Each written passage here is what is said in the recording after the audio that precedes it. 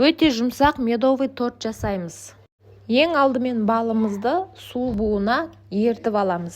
Содан кейін құмшекерімізді салып, жақсылап араластырып, еріп тұрған сары майымызды саламыз. Бәрі біркелкі ерігенше жақсылап араластырамыз. Ерігеннен кейін содамызды салып жібереміз. Ас содасын тағы да араластырып тұрамыз. Бұл екі есе ұлғаяды, көбік боп көтеріледі. Осы кезде оттан алып, басқа ыдысқа салып суытамыз. Суығаннан кейін 3 жұмыртқамызды салып, жақсылап араластырамыз.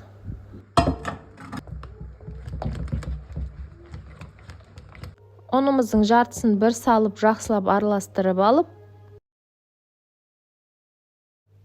енді екінші жартысын салып, тағы да араластырамыз. Біркелкі масса болғанша, сосын пакетке салып, холодильникке салып қоямыз 1-2 сағатқа.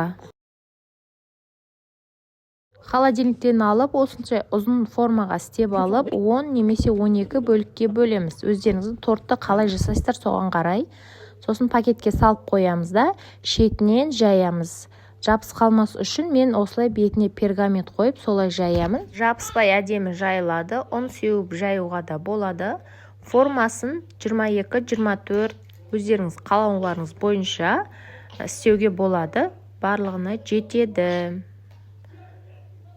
Осылай шетін кесіп аламыз да, вилкалармен тесіп, 160-170 градуста 5 минуттан пісіріп аламыз. Шетіндегілерін осылай алып пакетке саламыз. Осындай жұмсақ болып пісуі керек.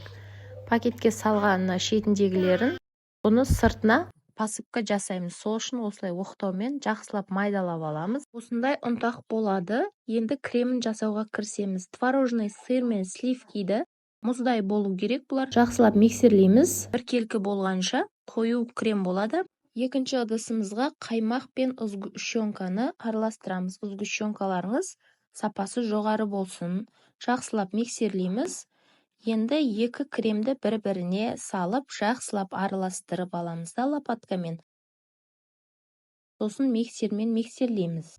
Осындай қоймалжың крем пайда болады. Енді коржды формамызға салып, бір тегіс шеті ровный болу үшін осындай формочкаларға салып, корж, крем етіп жағып шығамыз. 6 корждан мен осылай 2 пирог істедім. Сіздер бірігіп үлкен торт істесеңіздер болады. Дәл осылай морозильникте бір түн тұрады. Формасынан шешіп, ұнтағымызды себеміз.